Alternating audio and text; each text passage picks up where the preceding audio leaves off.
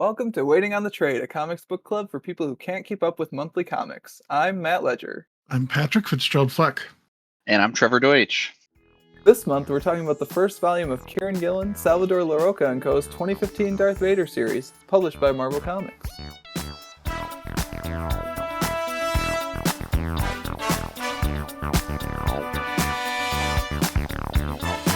Now, in case you need a refresher, this Darth Vader series is set in the immediate aftermath of A New Hope and follows Vader's attempts to reclaim power and prestige after failing to stop the Death Star's destruction. On this journey, Vader acquires new allies, new assets, and some revelatory knowledge about a certain young rebel pilot's identity. Trevor, welcome back to the podcast. Thrilled to be here. I can just feel it through the airwaves. The excitement. Oozing with it. Yes. So Trevor, Star Wars, big deal for you? I do love Star Wars. It Yeah? is a favorite. Which Going Star back to- Wars is your favorite Star Wars? Ooh. Are we talking movies? You can interpret the question however you wish. Obviously, The Empire Strikes Back is the favorite movie.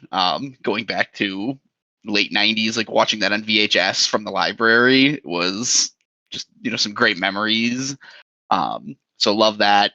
Characters, I mean, you have to love Vader, as we're talking about. Boba Fett, very excited for Thrawn to actually be involved in more things going forward too. So big fan of all of those characters and the extended universe with them. Or somebody can point out the lack of an extended universe.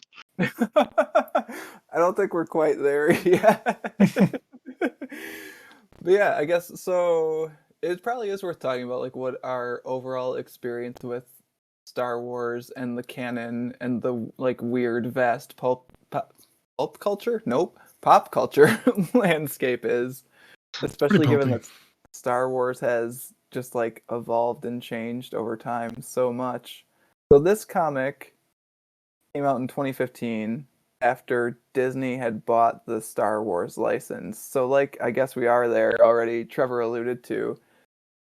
Well, this comic builds on the lore of the Star Wars movies that are hashtag Disney official. They are not part of what was the previous Star Wars canon from comics published by mostly Dark Horse Comics. Marvel published Star Wars comics like way back in the day when the movies were coming out originally. And all that stuff pre-Disney was like referred to as the expanded universe. So that's comics, novels, video games. Everything, yeah. Yeah, all of it. And like all of it was supposed to technically fit together, but it didn't really. Like there's edges and stuff that don't quite work. For the old extended universe, I think it didn't even matter. I think it was just basically people would just throw stuff out and be like, oh no, that one doesn't count. I'm pretty sure Lucas said 40 years before and 40 years after you steer clear of any kind of thing, but other than that, go wild. No, I mean, there's stuff that's like some of the X-Wing novels I had when I was a kid are definitely set like within movie timeline. So, all right. I don't know. I don't know. But basically, when Disney got a hold of the whole thing, they were like, all that stuff before us, that's nothing now. It doesn't count anymore. It's not even called the expanded universe anymore. It's called Legends. Legends. It's not even real. Pretend it doesn't exist until we incorporate it again, because like we get to pick and choose the good stuff and then write good things about it, right? We won't fuck it up. Thrawn is back. The Emperor being cloned is back, but not in the same way as it was in the comics that I think are much better than those movies. I haven't seen the movies or really read those comics yet, so I can't judge that. But so the opening crawl. What the okay. So you're missing the most important part, that they can monetize it. Yes. Yeah. If the mouse is good at anything, it's bottling up nostalgia and selling it. So the mouse is also good at continuity. So one of the things that's going on with this series, I think so. Okay. So the Star Wars stuff specifically, they have like, since the mouse bought it, like a story, like I'm trying to think of the right word. They basically have like an entire like council of Star Wars lore people who like their only responsibility is to oversee what is canon and what's not and make sure it all fits together like the way you would for like a story Bible on a TV show. Sure. And like so that's the era we're in when this Darth Vader series drops is like that like Star Wars like storytelling unit is active at Disney and they're making sure that everything that Kieron Gillen and Salvador Larroca and crew are doing like fits in the Disney version of Star Wars, which theoretically will be one consistent thing from start to finish, and it knows what parts are canon and what is not. So that's where we're at with this series. It has to fit within the Disney lore. The moment I knew that the new Star Wars movies were not going to be for me was when they showed the Death Star is back, but it's bigger than ever. And then they showed the holographic Death Star killer base or whatever. That's just the same thing, but bigger. And we know how to tell shinier. one story, gosh darn it, and we're going to do it again. We're going to do it every time. Well, if the first two didn't work, surely the third will. I really love how the Alliance won, and then somewhere over the course between the two, they've become the underdog again. The underdogs again, Pat. Otherwise, how are you going to make a compelling movie? Oh, no. So I think that actually, this will bring us roundabout to Trevor's question. I can get us there from here. I've never really, I like the original Star Wars movies. The prequels are meh. The new ones, I've seen 2 out of 3 only. Yeah, me too. Which 2? I haven't seen the last one. I haven't seen Somehow Palpatine Returned because I didn't Somehow the Emperor. Classic. I really dig Star Wars side stories. I think just the Star Wars universe lends itself to people making really good stories, and especially like genre-based stories and like archetype-based stories. Like that setting lends itself really well to people being able to tell a lot of different types of stories in such a way that I think it's really like I think the expanded universe lore or like the non-movie lore at this point like might even be I might like it more than the original movies as like a unit.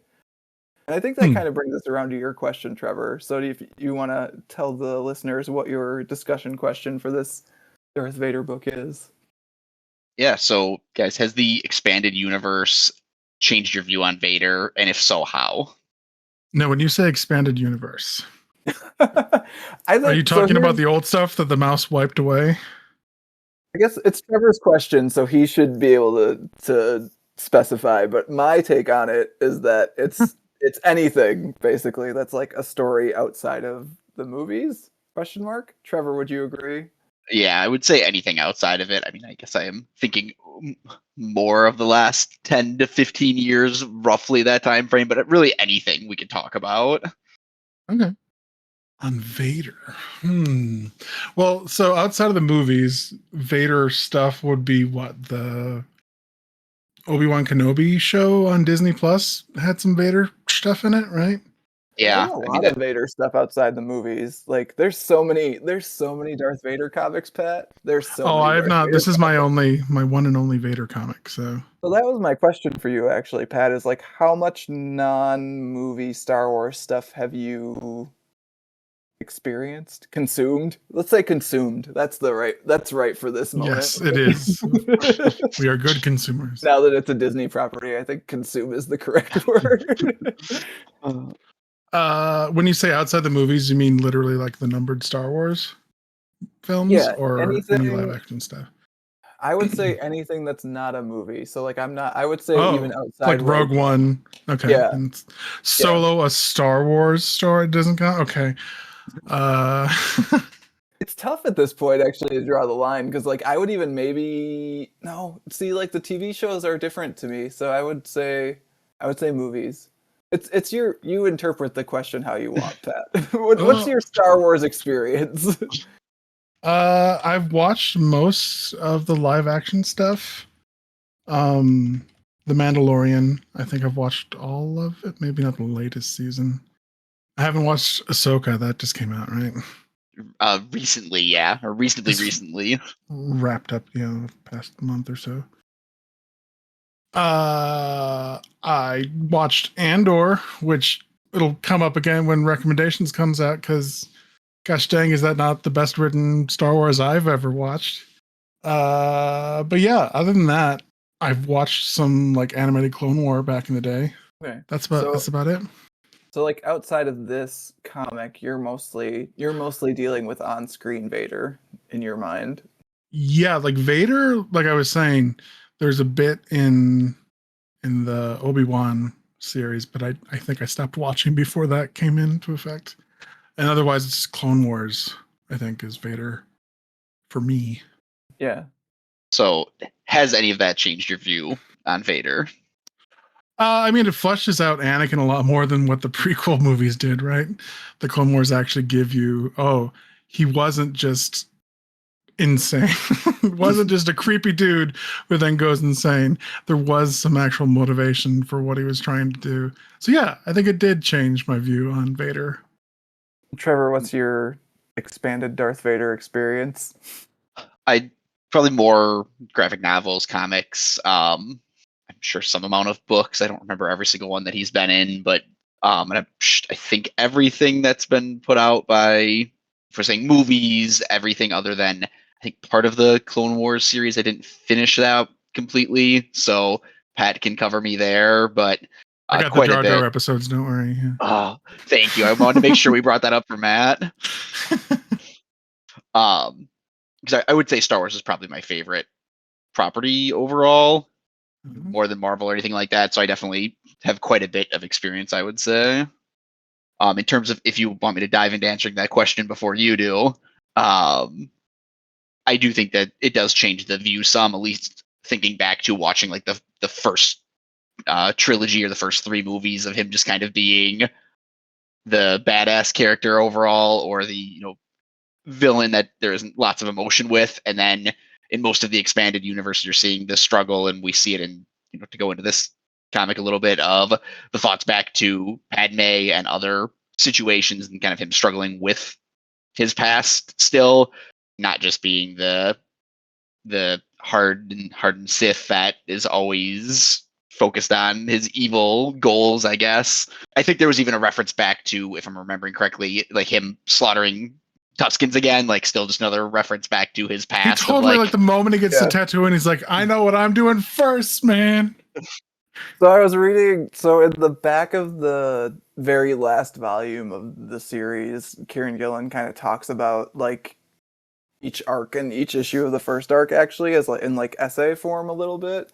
And so the reason that he ends up slaughtering Tuskens at the end of that is Gillen was like, yeah, he's meeting with Boba Fett and like that's kind of cool, but it's not like super dramatic and like it's not the most Vader-y thing. Like I can come up with something better. And he's like, oh, we're on Tatooine.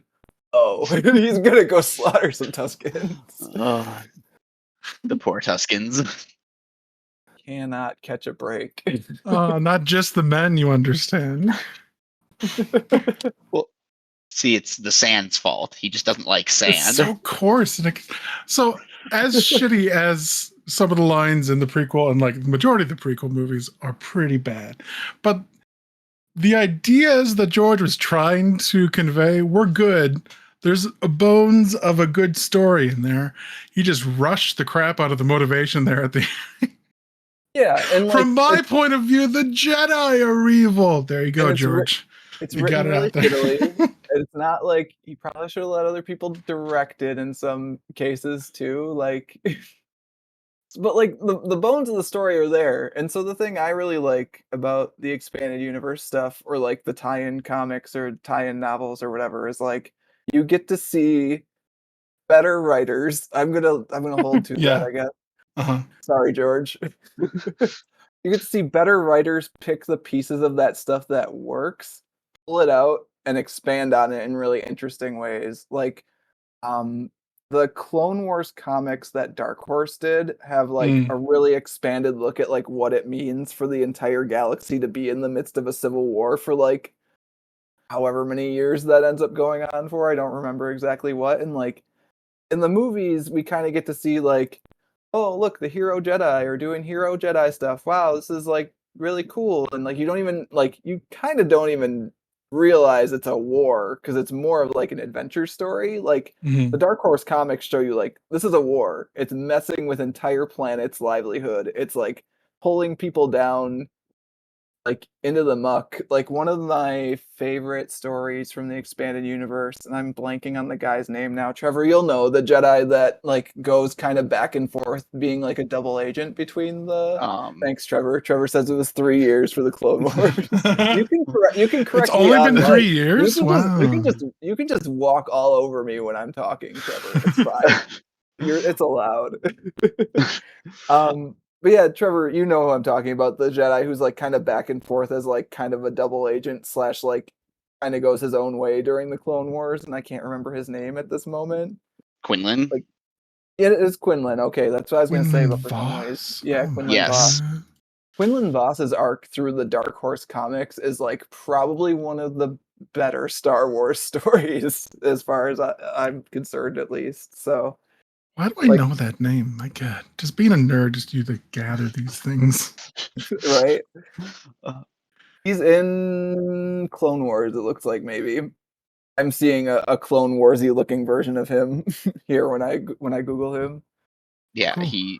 that is a great story, Matt, to bring up. I haven't thought about that one in quite a while, but that is a really well done series as well. Like you said, diving into just the effects and how it's affecting other people, kind of average people, and then you get to see how some people, instead of just, oh, the separatists are evil or bad because they're led by a Sith, how people are enticed into that, or planets are enticed into it for other reasons. Yeah, like actually understandable slash like in some cases like good reasons. Like not good, but like you get where they're coming from.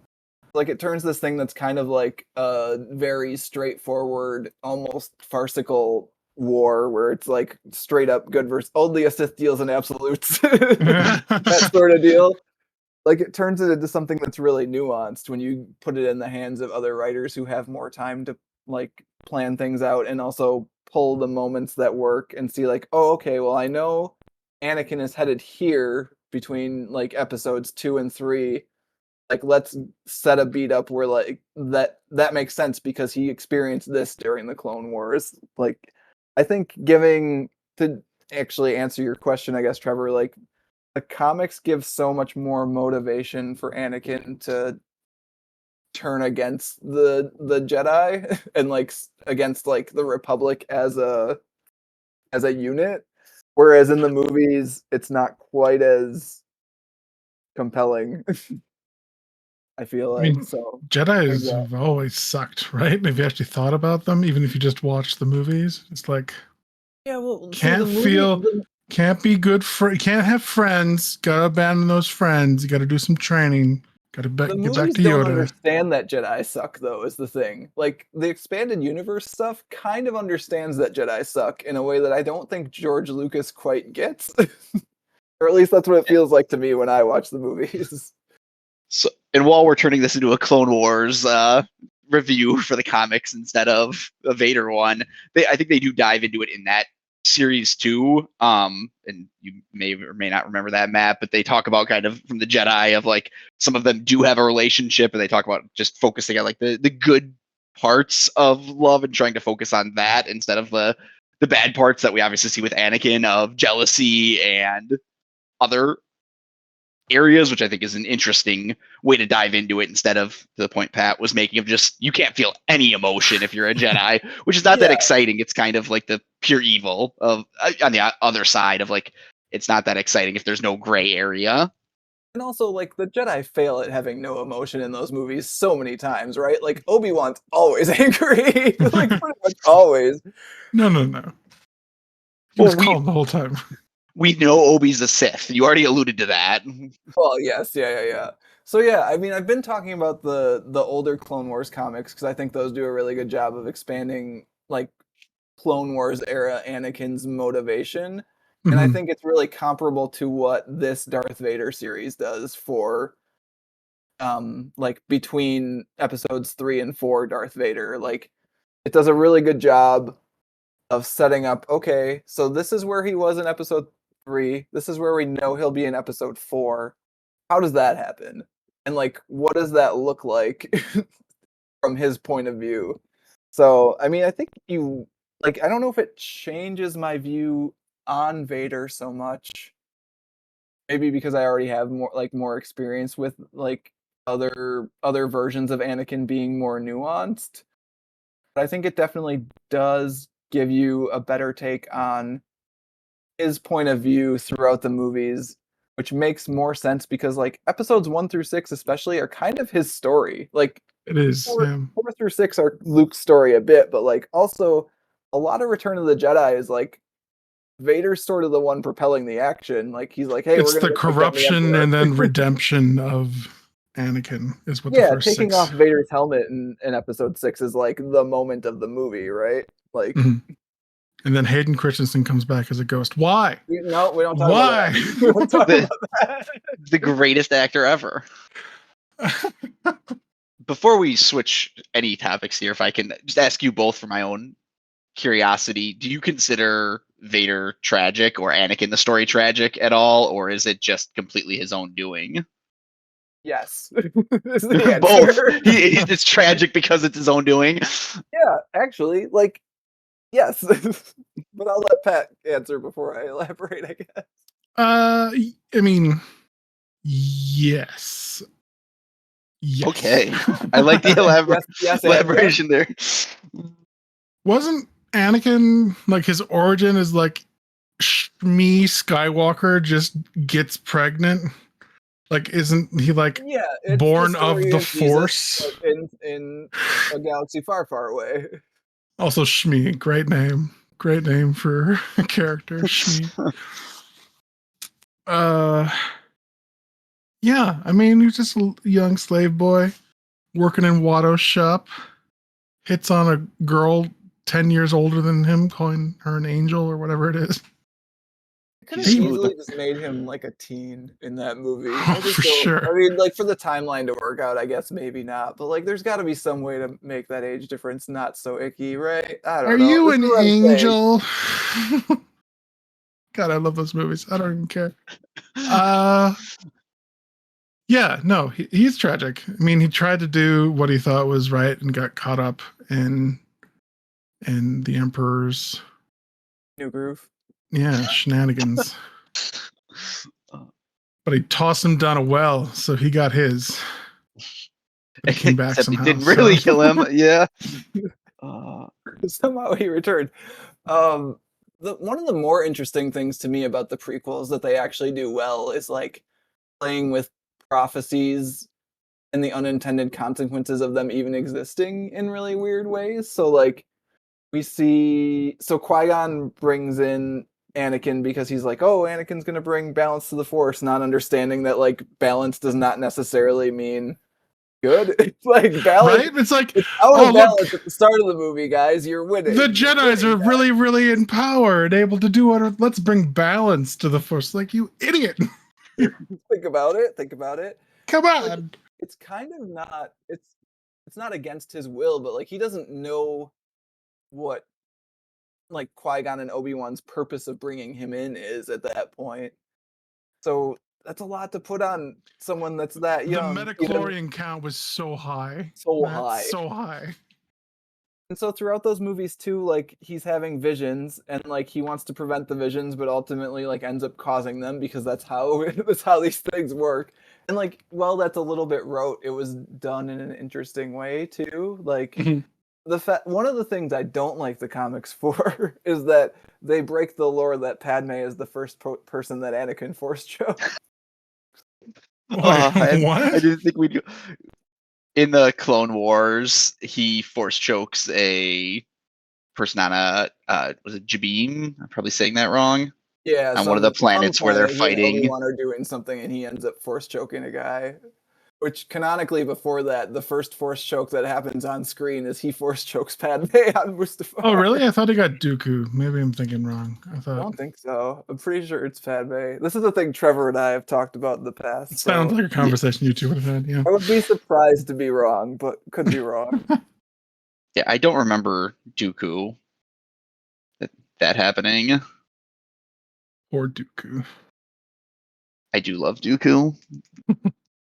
Yeah, I mean he's tragic, but it also is his own fault. Like there's so many places like on the road to A, becoming Darth Vader, and then B, like being Darth Vader, that he could just take a U-turn or just not make the choice that he's making. Like he could trust Obi-Wan more than he trusts Palpatine, which I would personally, but you know, whatever. You ever heard the tragedy of Darth Plagueis the Wise? I And mean, like that's what he got him. has That's what got him. these like really strong feelings for Padme, which end up causing him trouble, and like it sucks that he would have to make that choice to not act on those feelings for Padme, but he could have made that choice also, like, or he could have trusted Obi-Wan with the knowledge. Like there's so many like choices he could have made differently, which is part of what makes him so tragic, right? Is like kind of just like caused his own descent into evil cyborgness. Also, if someone's got the higher ground on you, don't jump at him. I mean, come on. That was his fault. That was his fault. You underestimated his power, Pat. You underestimated my The power. hubris of the man. I hate you. Oh man, those movies are so good. Around the survivors, a perimeter. They're so bad, which makes it so like rewarding when you see like a writer like Kieron Gillen pull out the good parts and like use them. Like pulls out a little scene from Geonosis. We went back to Geonosis, dude. Went That's back crazy. to Geonosis, baby, and pulls out what is the best scene of the prequel trilogy, which is the bit where Palpy says, "In your rage, you killed her," and then he just says, "No." No.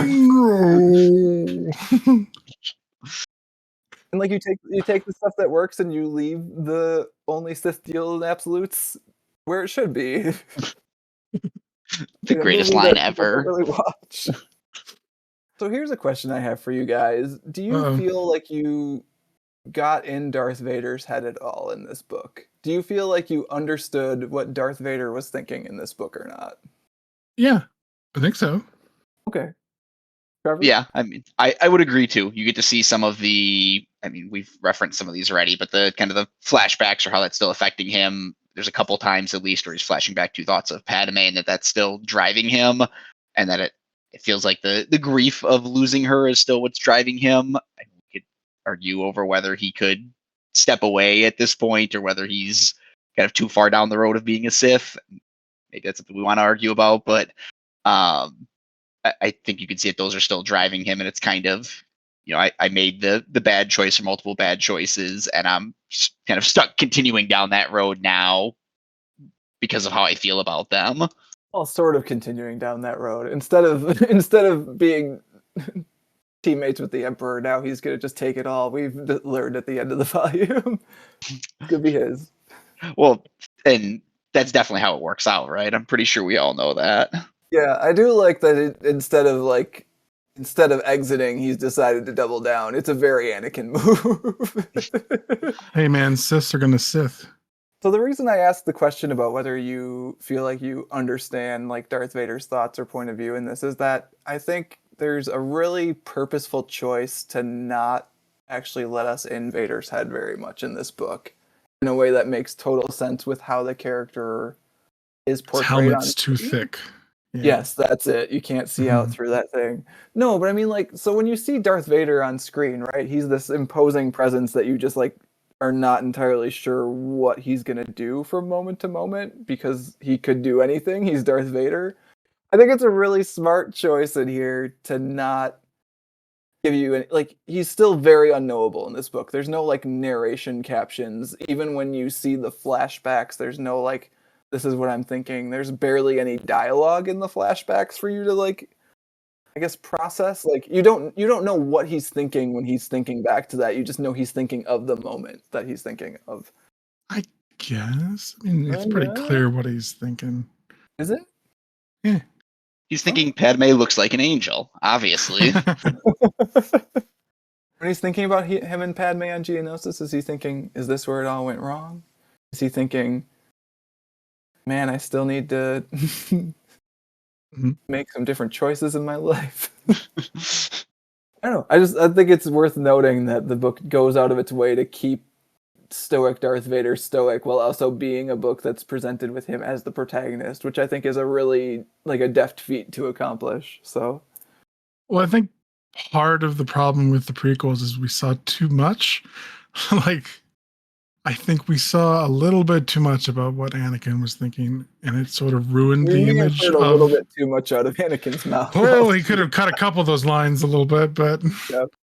and it's sort of ruined the stoic like obelisk that was Darth Vader in the first three films. I guess Yeah, 4, 5, 6. Gosh dang it, George, why? He has like a slight hint of moody teenager in this book from time to time, but not in the same way for sure. Yeah. Yeah, I do like how Kieron like nods at old Anakin. Like there's that scene where he unlocks some protocol droid subroutines, and they're like, how do you know how to do that? Well, you see, I was a nerdy ass child back on Tatooine, and I built my own protocol droid. Not a lot to do on Tatooine other than build droids and kill Tusken Raiders. Oh. I'm all out of Tusken It wasn't. There were some left when he went back, but he. I'm sure he always leaves some. Yeah, just for a little snack. Need something to go back for. Yeah. I guess touching on the overall Star Wars-y tone of it, I think we move on to your question, maybe, Pat. Mine? Okay. So, Star Wars. They got them droids in it, right? What's up with those? That's my question. We don't Right, serve their say kind here. Say it again, but with What do you guys actual- think about droids and their place in the Star Wars universe? I like What's the droids. deal with droids? Sure. So are we saying as comic relief in the movies? Well, my problem with them has always been that they are both treated as sentient people and as Objects. as property or just slave labor. See, when this was your question, I was like, Pat has a take on this. I want to hear Pat's take. So I just want to hear your take first. I've never understood how it works.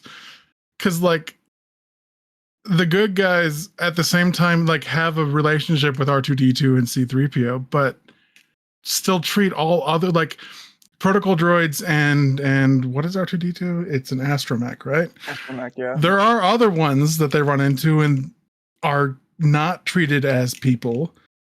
So is it just, it's a really awkward thing.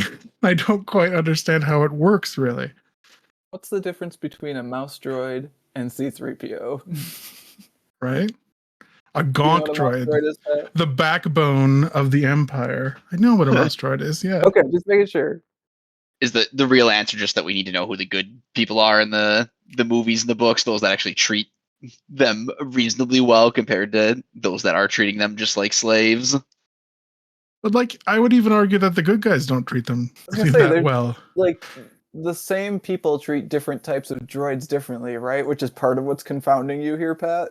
Yeah, like, just because they have history with C-3PO deems him to have the respect to, like, carry him on your back when he's in pieces, as opposed to just, like, forgetting about the droid that you left in the room that's filling with poison. Back up a second here. I don't think Chewbacca respects C-3PO. Hey, he picked him up and put him in the backpack, so... He did save him. I don't think he respects him. He put his head back on backwards. What is more respectful than that? Yeah. And, like, I don't know. I was trying to remember which live action dealt with it. I couldn't remember if it was live action or animated, but I think it was Solo, which I'll go out there and say it's not a great movie, but... Never seen it.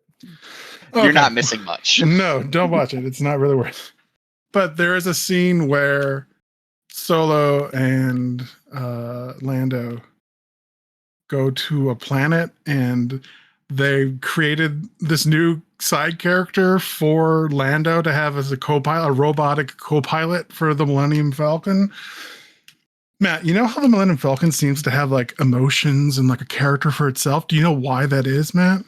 Millennium It's Falcon because this does not side have character emotions. died during the Solo movie, and they uploaded its consciousness into the Millennium Falcon. So when they talk to the When does Millennium the Falcon, Millennium Falcon have emotions?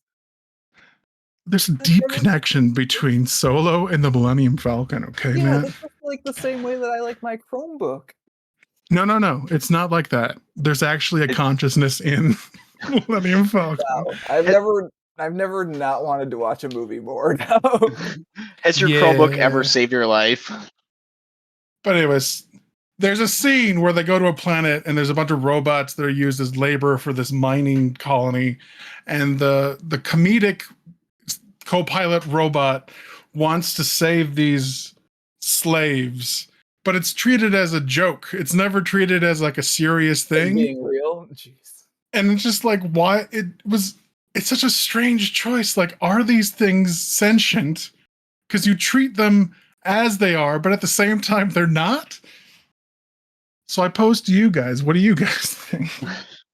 Adding the extra layer to that, Pat, that you just reminded me of like they're wiping their minds every so often too, so they don't the fact become. that they have to get rid of R2's memories for episodes 4 through 6 to make sense. I always forget about that because it's such utter nonsense. Yeah, they're gonna bathe them in oil and then wipe their memories, so they're new.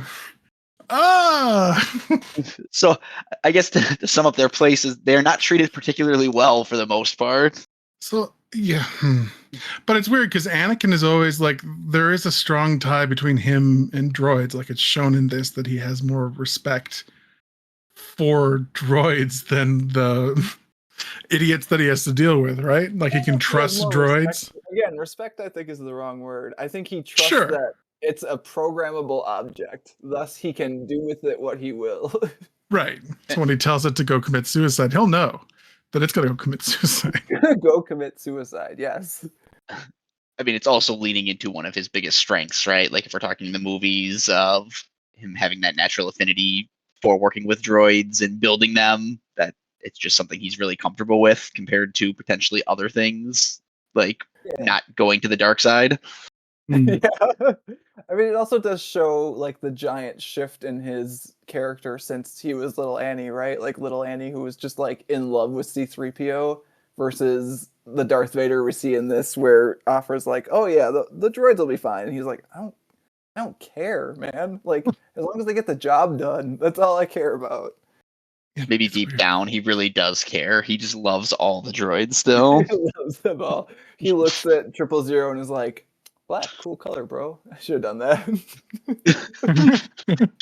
What if we made C-3PO, but he's evil? Evil. I mean, well, R2-D2 and he's evil. We should probably quick touch on that, right? Like, where basically Vader gets his own, like, Luke, Leia, Han, Chewie, 3PO, R2 party as part of this series. Like, that's pretty fun. Yeah, it definitely was a little interesting take on the side and getting to see droids in that little bit different light, because the point Pat was making of basically we've had droids that are like comedic relief or there to be servants, or like the third option is the battle droids that are fighting for you. Yeah. So I mean, they're something a little bit in between, that I guess they are fighting and doing those type of things, but they are serving in a way too, and have that unique personality of wanting to kill everything human. I think going back, or not human, everything sentient, I guess. Which I guess is a throwback to the video games, Matt. Yeah, which one was that? Was it HK? Knights of the Old Republic, HK? Yeah, HK-47, who was also a kill all humans. Was it IG-88, the bounty hunter droid? No, I mean you're right. Does exist. Yes. But there's like separate a specific character in the Knights of the Old Republic game. Oh yeah. Kill human. Yeah. Yeah, it is interesting to see like what if C-3PO and R2, but they want to murder everyone. I mean, honestly, favorite part of the comic, those two. They're so good. I mean, they're very good, right? Like, if you're gonna keep Vader as stoic as he needs to be Darth Vader, you need to have someone else talk. Like, otherwise, there's not much of a comic. It's That- just a quiet guy moving around. Just that seeing him. scene. Yeah, go ahead. Go ahead. We might even be talking about the same thing, but just him I know. staring out the window. Oh, that's a great part, but Vader's really pissed. That's a good Yeah. one. No, but I was going to talk about when I think it was 000 was doing the interrogation of Silo, and he's coming back to Vader to tell him what he's learned, and he's like, "I got some good news and some bad news. Yeah. Good news is I know this. Bad news, he died. Oh no, I got two good news. You don't care. Doubly good news. It's all good like- news, baby. So good. So I was putting together some notes this evening before we recorded, and the first issue is very Star Wars, very quiet, very Vader. The second issue, very Star Wars, very quiet, very Vader. The third issue, it becomes a Kieron Gillen comic. And what I mean by that, especially for you, Trevor, who probably hasn't read many, if any, other like comics written by this writer, like all Kieron Gillen comics have like very chatty, clever, funny people in them. Like it's a prime characteristic, and it always works. It's good. It's great. It works really well here, especially because like in addition to Afra's clever chatty, 000's clever chatty, Vader is the straight man, and like that's awesome. It works really well. Like I think the dynamic between them is really cool. So yeah, that's part of what droids do. Is they're just there for people to bounce dialogue off of. Yeah, I do think it was well written. I mean, I don't have that extensive knowledge as you know, Matt, but I think was well done, and I appreciate what they were able to do with it. Yeah, droids, man. I don't know, Pat. It's weird. I don't like. It's one very of those strange. Even like the Jedi, like we were talking about earlier, where I feel like the consequences of the Jedi and like their teachings and even their like existence and their integration into government, hell, like there's so much stuff. Like there's so much. I think I shouted loud enough to make my basement echo. We're doing podcasting, guys. Now this is podcasting. Anyways, oh god. There's so much nuance packed into so much of the Star Wars universe that the movies either have no interest in or have no time to explore. That's part of why I really enjoy the expanded universe / like side story stuff.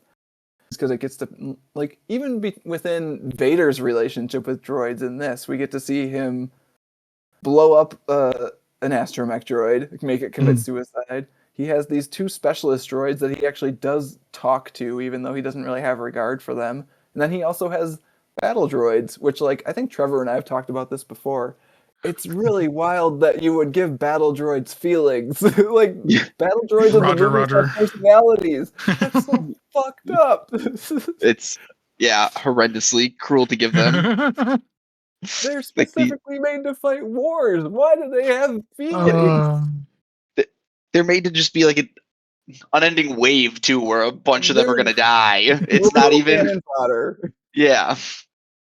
Let's make sure they feel it when they're dying. But yeah, it's only.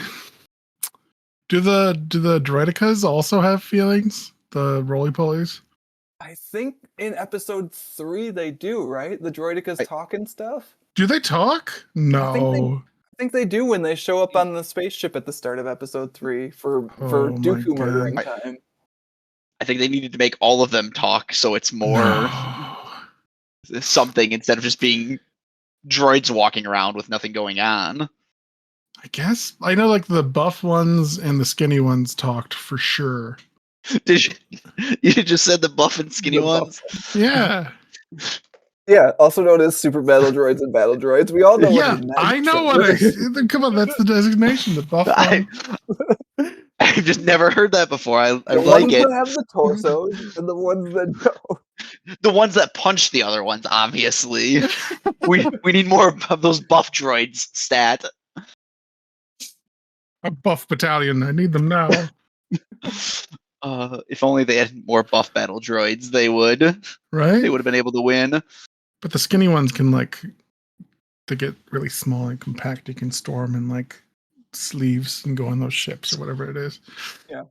So just in case we have any Star Wars people actually listening, it's B1 battle droids and the B2 super battle droids. Just in case. No, Trevor. Anyone who knows Star Wars knew what I was talking about. The No, buff but ones I and the love skinny letting ones. Trevor do his push up the glasses of actually moment, though. We all should have one before the end, Pat. Hopefully you'll get one. Oh So man. as part of Pat's question, and Hmm. however you want to say it, is like cyborgs, or because we see that in this, how is that treated any different? Does that change anything, do you feel, related to droids? Because we basically get the Grievous redo in this one of just a head on a droid body. Is I that think- enough to Oh make them? yes. But I it's think one of the most- what is that species called? Wait, Oh, don't tell me. Mon Oh, Calamari. you guys, I was gonna get So- it. Mon Calamari. How dumb of a name is that? Oh man, They're fish, Calamari. obviously. This is where if we were going to be here for 2 hours, I'd talk to you about how they recently renamed the genre of music jizz in Star Wars to something No, else. they renamed Jizz. No, Oh, It's no. no longer jizz music. what? Oh, But what is Max Rebo gonna play? Oh, that's It so has sad. some like name that is not as absurd. Awkward. Yeah. No, they've taken hashtag not my Star Wars. Taking your jizz from you. They can pry away Jizz from my cold dead hands. this would be like removing the Joker's boner. Yeah, I think actually Uh. one of the most like marvelous aspects of this story to me is Darth Vader's willingness to like hand wave the fact that he is a cyborg and be like, these are monstrosities. Like it's very for risk of I guess alienating the listenership, very Republican boomer of him to be like, this is fine for me, but these people are abominations. Well, you see, he's 51% human still, so it's okay. Yeah. Well, is it the Yes. use of the Force that's really bothering him? Like these people aren't Force wielders at all, and that's what's I got think him that's part miffed. of it too, is like he views them as replacements for him, and they're not not Sith. within the Force Yeah. at all. Yeah. Whereas like Palpatine, God, a moment where I'm like, oh yeah, Palpatine's right, where he's like, it's all fair game, baby. We're evil. We can do whatever we want. It doesn't matter. Uh, I took your torso and I put robot legs on it because I wanted you to still be around. Would the Jedi have done that? Probably not, man. no, they would have. They gave him a robot arm. Yeah. Oh, that's true. Yeah, I forgot about this. So- robot head first. They're the same. They're all The maximum equally parallel evil, structure. or unless the limit is at one robot arm or one robot robot limb. arm. That's it. Anything more is going into the Sith. It's interesting because you kind of get parallels with that too, with the Geonosian Queen too, right? Which is like basically co-opted technology to have some sort of like continued existence for its children, quote unquote. Like, yeah, Is that complete new lore about Genosians having a queen? no, that they existed, right? Yeah, I Oh, no. believe they had Before queens this? as well. Okay. Yeah. The Geonosians got kind of a raw deal though. While we're talking about other things, like they just get brought into the Confederacy or the Separatists and are just we're using your planet to make battle droids, and all of a sudden 10 years later you're going extinct because of that. Like that is a rough deal in that universe. Classic Palpy. So wild how like good Palpatine is at long-term planning and stuff like that, and then decides just like right at the end to be like, I just want a giant space death laser. That's how I'm gonna wrap this up. That's how we're gonna do this one. That's the end game. Anyways, I don't know if that's here or there. They reference that even in this, right? That the tag, the one that Vader's assigned Yeah. under, is like, if we had Yeah. just built a bunch more Star Destroyers, they never Super could have Star beat Destroyers. us. Better off, Yeah. yeah. Yeah. Instead, That's a we good built point. like this super massive, Nazi super weapon type thing that like, the only way we could lose is by doing this. It's also just like basically waving a giant like flag in front of the Rebel Alliance's face, being like, "Hey, Come destroy this. one, huh?" I bet you can't do it a second time. I do like that they built another one. God. Why And then not? they do it again. They do it again, man. Again, the movies Oh my are like they god. establish the universe, it exists. If you think too hard about what's going on in them, they don't make sense at all. It's fine. So before we pivot off of this, just so I get to hear it too, I'm pretty sure I know yours, Matt. But what is your guys' favorite Sith, or who is? Favorite Sith? Yeah, your favorite Sith or most interesting Sith, however you want to approach that. I always like to hear that from different people. Matt, you go ahead. Think about it for a second. I think visually, like Darth Maul is very cool looking. Like as much as I'm here to rag on episode 1, like kid me Darth love Maul Darth before or Maul. after he has spider legs? I've never really encountered Darth Maul with spider legs, though I know he exists. So I mean, but I like I hate that so much. having more of things is basically his whole deal. So it's probably cool. Yeah, there you go. It's my uninformed opinion. He's got more Sweet. lightsaber blades. He's got more legs. Darth Maul. More tattoos. More tattoo. More horns. I mean, I think like it's Vader's story, right? Like Star Wars is basically Darth Vader, the unauthorized biography. So like I think he has to be at least near the top of the list as far as like favorite Siths. I do really like Asai Ventress, who again is in those Dark Horse Ventress, yeah. like Star Wars, Clone Wars comics. And I know is in some of the animated stuff too. I've only seen a little bit of that, so I don't know as much, but like also has a good like waffling back and forth arc, which I find really interesting because so much of the movie stuff is about absolutes. It's like you're good or you're bad. And it's like that's not how the world works, George Lucas. So I really like when the tie-in stuff can dig into that a little bit more. Well, with her just being the somewhat mirror of Anakin that Yeah, but just also happened to I be think found. But go ahead. no, but like think is like ends up somehow being a little bit more reasonable and pragmatic than him. I don't know, or like less of an idealist or something. Like she just like doesn't quite buy into it from what I remember. Although she does some pretty messed up stuff, so there's that. Ventress? Yeah. Yeah, I'm pretty sure she puts Obi-Wan in a gimp mask at some point, from what I remember. But it's been a little bit since I read those comics. You do remember correctly. Come Yeah. on, it's a Sith torture mask. I think you'll find. No, but okay. He had it coming. It's fine. Pat, what about you? I mean, my knowledge is very lacking. Is it Revan? Is that the KOTOR? Knights of the Old Republic one, yeah. Yeah. I think I liked. It's been so long since I played that game. I liked that story, but probably Tyrannus. I like me some Dooku. I like the fact that he has a fencing saber, and I like the fact that he flies around with a solar sail ship. That is so extravagant. It's so ridiculous. That I actually appreciate makes a lot of that. sense to me now that you say it. That I appreciate that. Christopher Lee as the most over-the-top Sith is your favorite Sith. It's so oh god. Solar sails. Good lord. Well, he Trevor, was what's your rich. answer? Right? I mean, I'm regretting going last now, but I'm also Dooku is my favorite. Hey.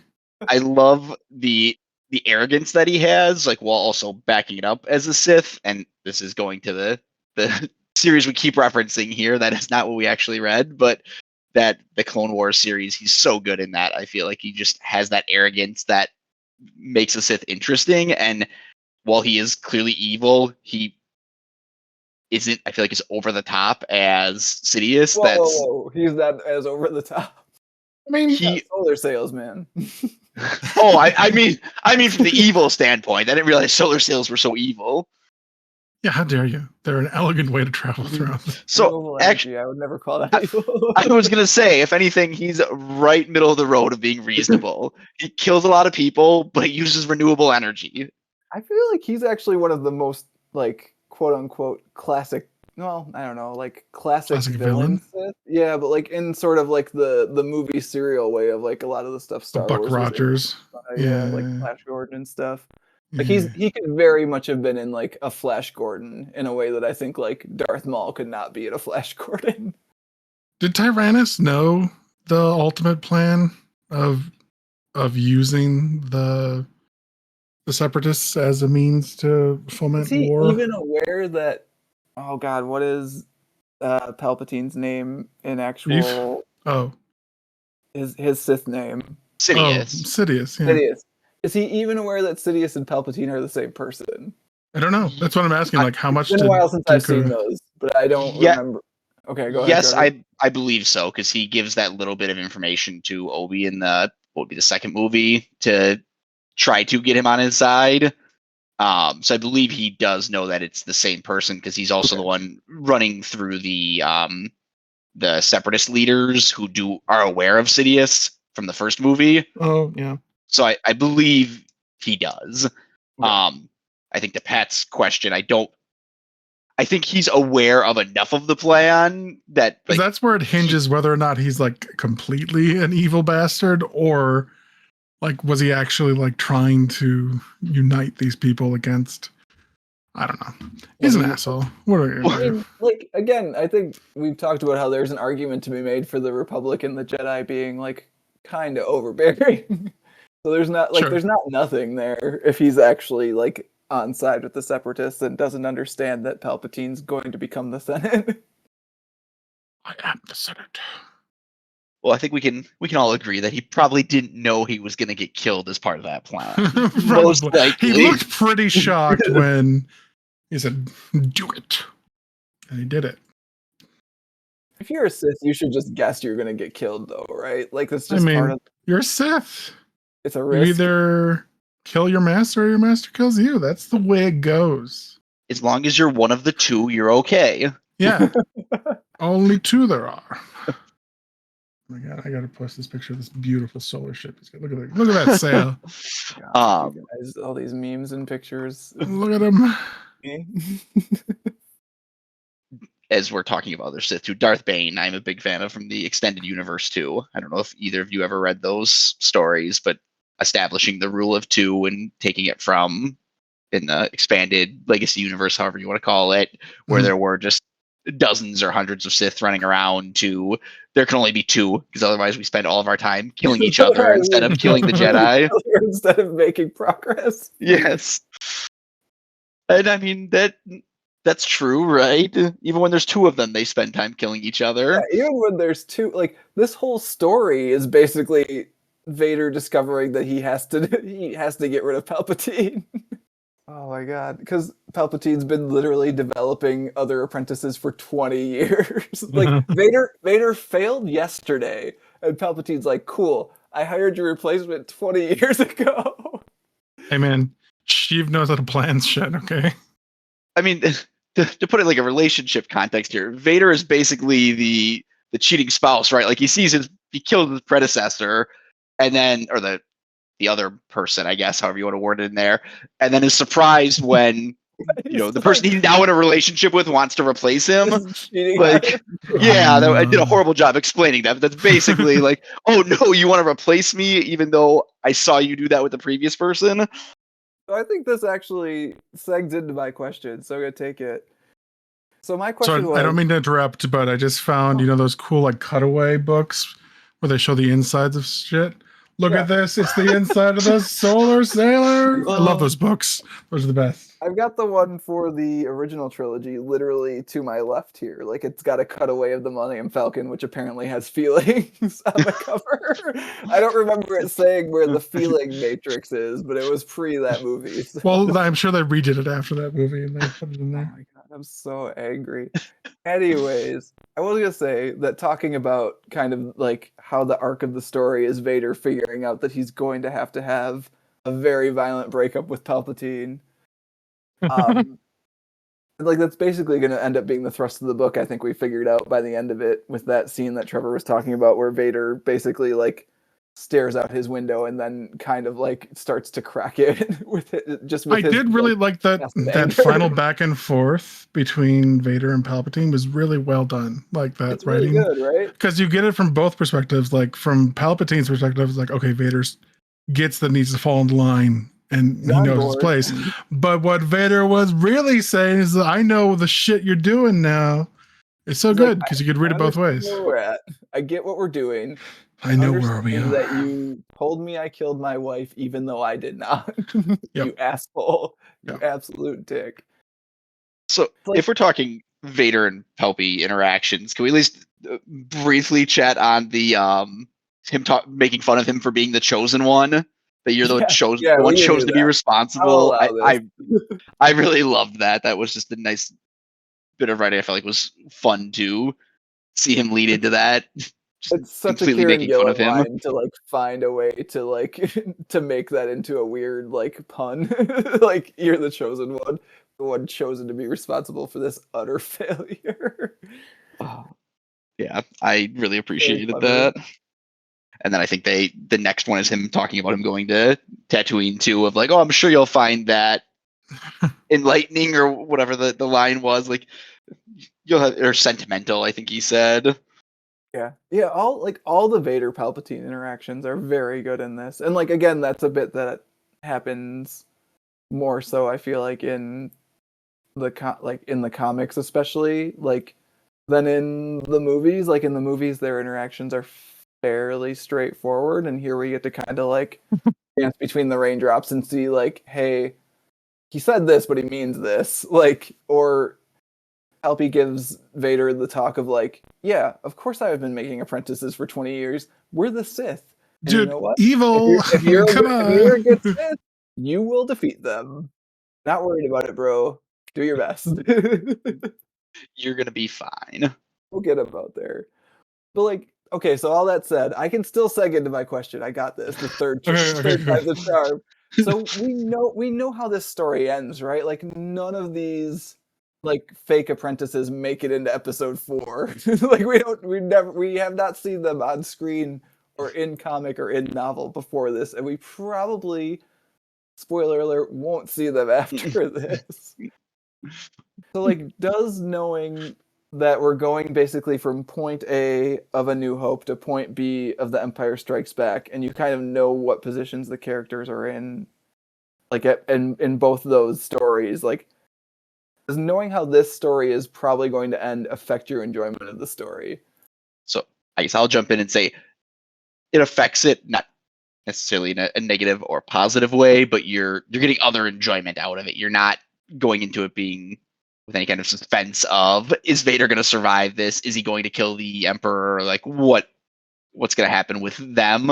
But we do get to enjoy those other interactions with them, with Sidious giving him a hard time and with some of the nostalgia that he's having and getting to see him be a little bit of a badass interacting with the different droids, or I appreciate the arrogance of the Sith, as I said before, and his arrogance as he's taking care of all of the droids and telling the guy who's supposed to be watching him, do your job, stay with me, as they're close to being blown up. So I think there's other enjoyment that you get out of it, but I would say it's almost a different way than you may in a story that may be suspenseful of, will the main character make it? I'm thinking something like Game of Thrones, where you never know who's going to survive, or if your first watch through, there may be a main character who's dying. You obviously don't have that here of, will any of the main characters live, or the main two characters at least. So, I mean, there is a little bit of that, right? Like, part of the reason, I think, other than Vader needs someone to talk to, and it makes it feel a little bit more like a Star Wars for there to be an ensemble cast, like an evil ensemble cast, kind of. Like, part of the reason that Afra and 000 and BT1 show up is, like, it gives you, like, other main characters to be invested in who, like, we don't know what happens to them in episode 4 on, like, that time frame. Like, Afra's days are like pretty numbered, it seems like, from this volume. Like it seems like she's going to have to work very hard to get out of this story alive. Like for now she's doing it, but like it's Darth Vader and she knows that she's like very lucky to still be alive, and we know she's very lucky to still be alive. Yeah, but Vader would never kill a droid, so they're gonna be okay. Yeah, except for all the droids he killed. Just the thousands in the Clone Wars.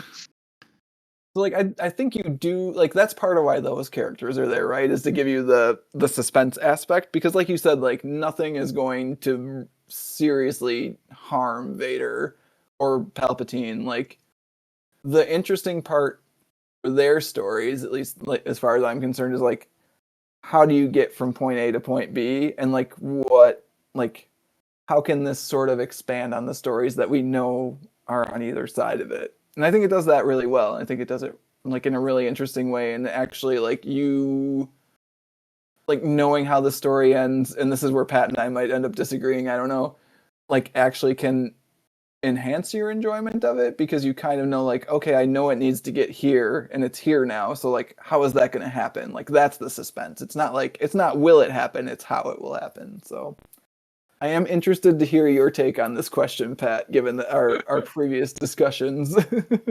I mean, I would say in this case, in the fact that this story is being written decades after the actual story has been completed, you're just filling in the gaps. Like in the movies, I'm trying to remember before you get the scene in The Empire Strikes Back where Vader says, "Luke, I am your father."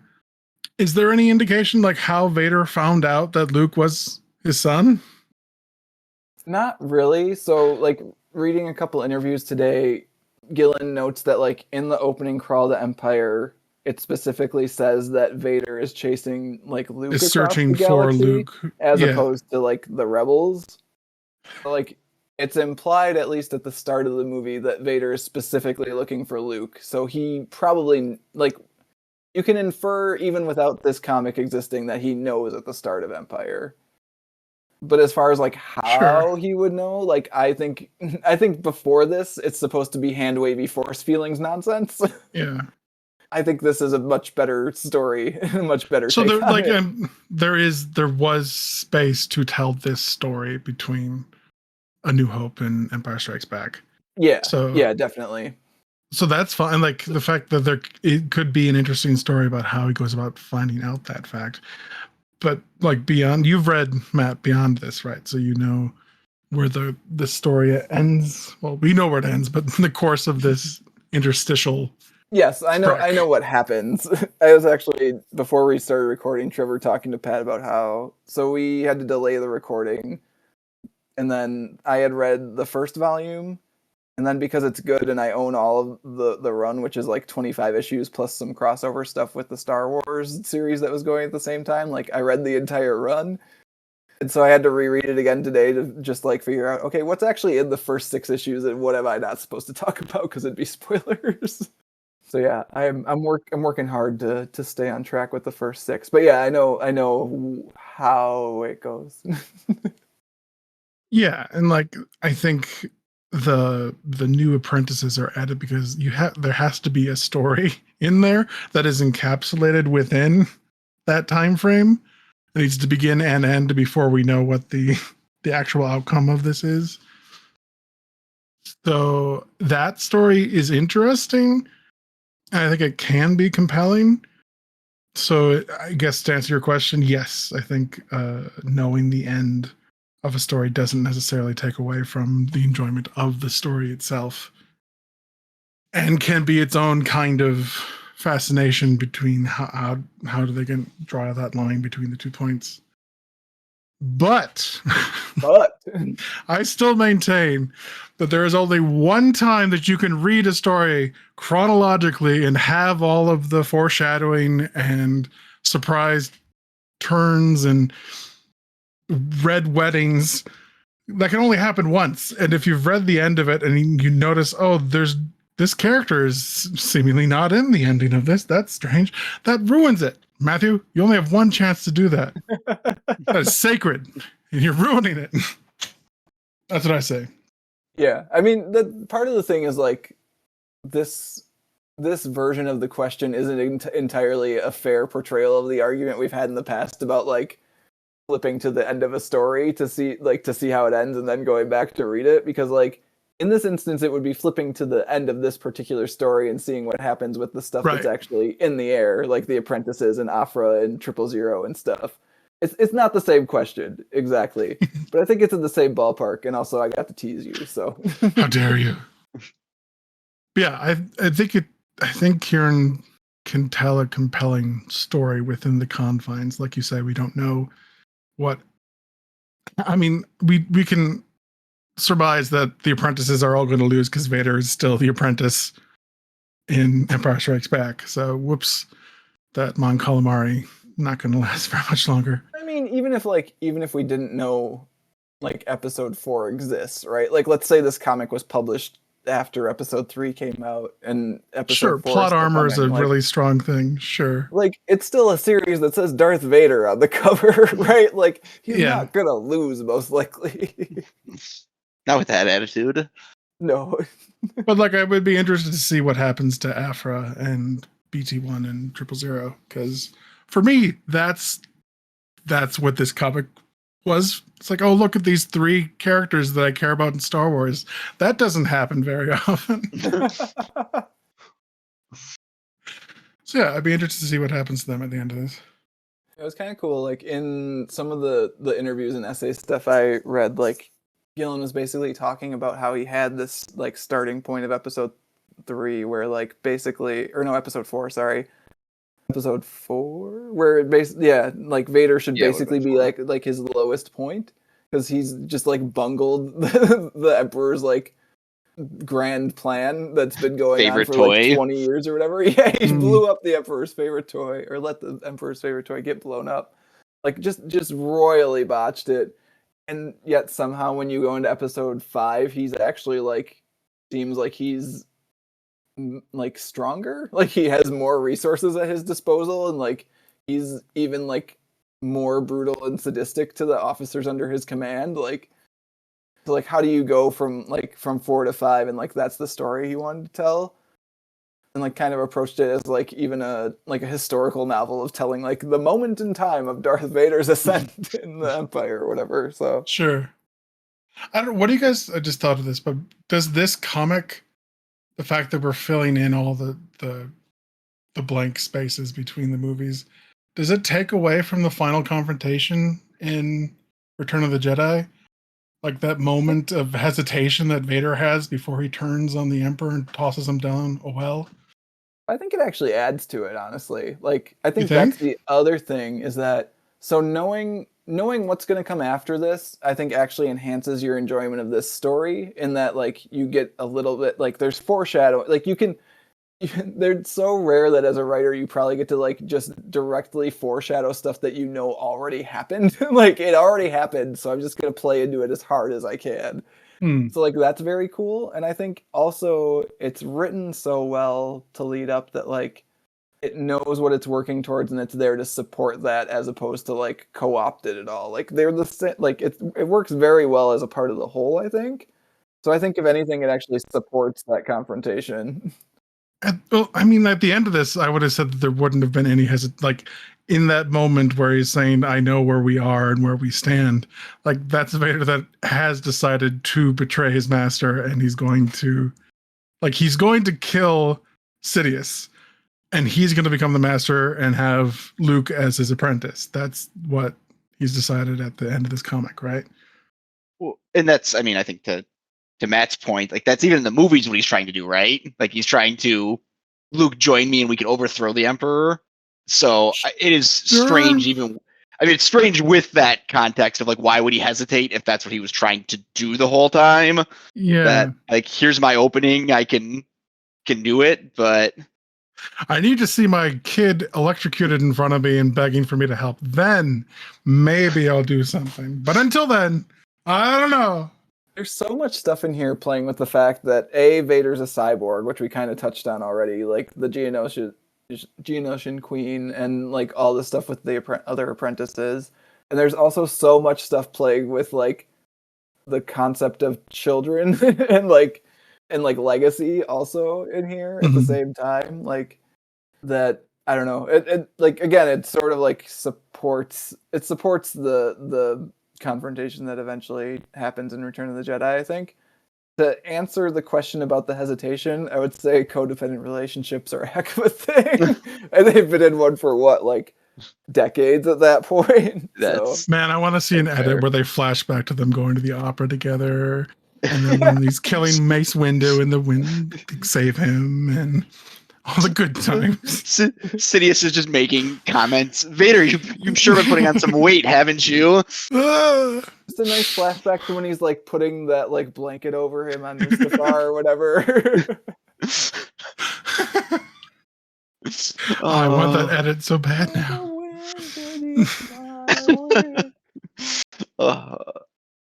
Yeah, I think overall it does a lot to actually buttress that eventual confrontation in the movie by basically providing the entire motivation, right? Like in Return of the Jedi, the first one, we have no idea that Palpatine like lied to Vader. We just think Vader is going to overthrow the Emperor because like that's cool, right? That's what like, the Sith do. Yeah. Yeah. So like to have this motivation built in now where it's like, oh, he lied to me about my wife being dead and that my son exists. Is the Emperor in the first movie, Episode 4, at all? He is not. That's actually one of my favorite things going like in the movies is that like when you first find out like, oh shit, the bad guy actually has a boss that he's just like the rest of us, like he has to take orders from someone. The bad guy's not actually even the bad guy. Yeah, there's somebody above him. Crazy. So I mean, we can talk about how Star Wars is just the love story, right? Or the family support that like everyone else gives up on him except for his wife and son, like the only ones who believe in him or believe in him still being good. Oh, sure. At the end of in Return of the Jedi. Yeah. And I mean, the last thing basically that Padme says in the third episode too of they're still good in him and still good in you. Before she just gives up and dies. Oh, that's my favorite part. Again, we cherry pick the good parts and we leave the rest. Ooba. There's not that much good in him. There's some good. You can cut the good parts of the movies out from second to second, Pat. You can literally splice it. She just decides to die. Oh, okay. All right. Yes. Well, Anakin, you're breaking my heart. Yeah, Padme got done dirty. Yeah. Where's the redemption arc for Padme? Dang it. The fact that, and again, now we're just tangenting off again, I guess, but like the fact that those movies made so many good actors look so bad. Oh, just rough. I gotta rewatch them now. It's gonna happen. So that's the thing, though. Like, so the thing with these stories, like the side stories and the expansion stories being good, is they trick you into believing that the movies that they came from are actually good. Like, even when in some cases they're very much not. I know you're not talking about the first movie because that's clearly the greatest of them. Which Jar Jar? Okay, yes. Number one. I mean, I did tell you, the first movie was on at the gym the other month, and it was the best thing I'd seen on at the gym in, like, literally a year. So, I mean, it was the end of the movie, though, so...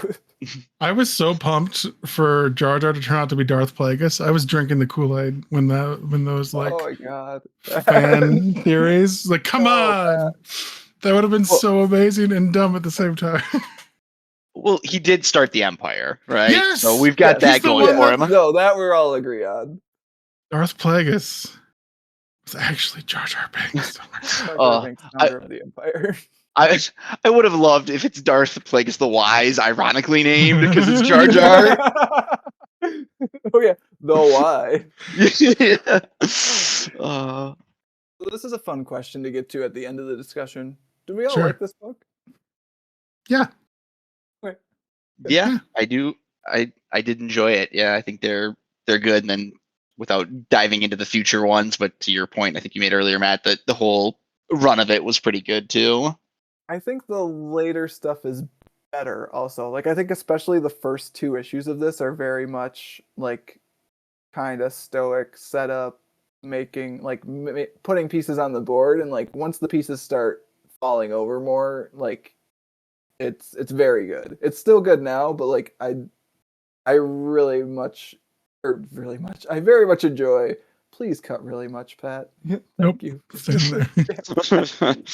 Like I very much enjoy the end of this story when you start seeing all the stuff that's been set up, like get knocked down leading into episode 5. Pat, would you read the second volume of this book? Yeah, I would. Yeah. I honestly I think Disney went to Kieron Gillen and just said, "We need a PR move to solve the Vader problem because we need him to be cool again. Can you do something about that, Kieron?" And Kieron's like, Vader's "Gotcha." been cool in comics for a long time. Dark Horse would put out just like basically a miniseries that was Star Wars, Darth Vader, and No, but this is new canon Vader. This is we've wiped the slate clean. Yeah, and Vader has an image problem. His memories. Exactly. And there's this really awkward sand thing that we need to get rid of, or at least remind people that he was cool at one point. Can you help us, Kieron? And Kieron's like, "Gotcha." Yeah. And he wrote this. So yeah. I mean, Trevor, you've read it all the way to the end at this point, right? Yes. Yeah. I did really enjoy it. So, and I know I am well into the Star Wars universe, so I probably enjoy most things that come from it, but I did really like the story compared to there are some that are not so great, probably more than some, but well, that said, can we recommend stories that are good for the listeners of the podcast? If they liked this, what should they read or watch or consume next? I'll go first because I didn't have too much to you want to make sure you on. get yours in before someone takes it because the only one you have. Yeah, well, yeah, but I think you guys will recommend something else. But I again will say, Andor is the best Star Wars that I have ever watched. It starts really slow, but give it 2 or 3 episodes, and it's literally the best Star Wars. It really gets into how the rebellion kicks off and how do you start the rebellion within the Empire, you know? Oh, it's good. It's great. It's really well written. Did you liked it more than Rogue One? Oh, for sure. It's 10 times better than Rogue One. Wow. I wouldn't say 10 times. No, I would. Rogue One has really awkward pacing. And that weird Stardust stuff. Don't like it. But Andor, it's got cool spy shit. Loved it. Plus, Mon Mothma gets to be in it, and I like Mon Mothma. So. Oh, Mon Mothma's good. Yeah. I'm also going to take mine because I know Trevor has a wider range of stuff to draw from for recommendations. I'm just going to continue to harp on all the Dark Horse Clone Wars comics are real good. I'll find a specific link for the show notes because I know that I think Marvel might still be publishing those, which is really weird. I think they just basically have absorbed that material as part of having the license with Disney, but I know there are collections of those that basically are just go chronologically from start of the war to end of the war. So all right, Trevor, now that we've gotten our one-off recommendations out of the way, what would you recommend to someone who enjoyed this Darth Vader comic? Yeah, I mean, mine will probably be more Star Wars in general, something I really enjoy, and I feel like fits kind of the timing that Pat was referencing before, with Ahsoka being out and starting to see Thrawn as probably becoming kind of the next focus as a bad guy in the universe, or at least that's what it seems like.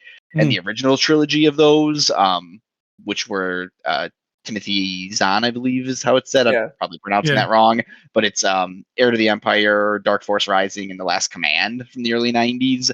I see these books all the time, half-price books. They're very easy to pick up if you're looking for them, but they were really good books. I really enjoyed that. I feel like it makes him a very interesting villain of the evil, but also thinking in other things. He's not just the pure evil villain, which I really enjoy. He's got anti-force cats. I mean, what more could you need? He sure does. What is better than that? These are the only Star Wars books that I own, and yeah, they're really good. I haven't read those. Really? Yeah. I feel like I've recommended those to you for years. That hurts that you haven't read them. So here's my thing. Yes, read them. But if you're like me, you'll go to it and you'll be like, that's so thick. There's 3 of them? I know how much you read, so that hurts even more. I know. They're on the list, actually. I mean, part of it is also what you mentioned, they're literally everywhere. So I feel like I will get to it. Like they'll show up, or I'll happen upon them at the library. Like it's not a thing I've gone out of my way for, because I know that they're literally everywhere. So I think there's a new Thrawn book actually that's set in Disney canon by Timothy Zahn. Yeah, I think it's a trilogy. It is not as good as the originals from having read it, because I was very excited that they brought him back and with a favorite character, but it is not as good. All right, so stick to the Legends continuity, listeners. Yeah, I would agree with that. Cool. Nice. All right, So boys. before we, for like a 2-second circling back, because I didn't want to cut Pat off a while ago, talking about how did Vader find out about Skywalker or about Luke? Yeah. Can we just for a second talk about the ridiculousness of how much effort they put into hiding his kids, but leave their last name as Skywalker? Like that never hit me until right now, or when we were talking about it before. But how ridiculous that is! They like literally left Luke bonkers. back on Tatooine with the only family Vader knows about. So they actually kind of like make a side glance at that in I think the very next issue actually of the Vader series, because Vader goes to Tatooine to like examine where Luke where Luke came from, like where he grew up and where Obi-Wan was hiding him. And I think Vader basically like acknowledges that it's the last place he would go. Like he does not want to go back to Tatooine. So like it kind of makes sense. I guess, but that's a really big gamble.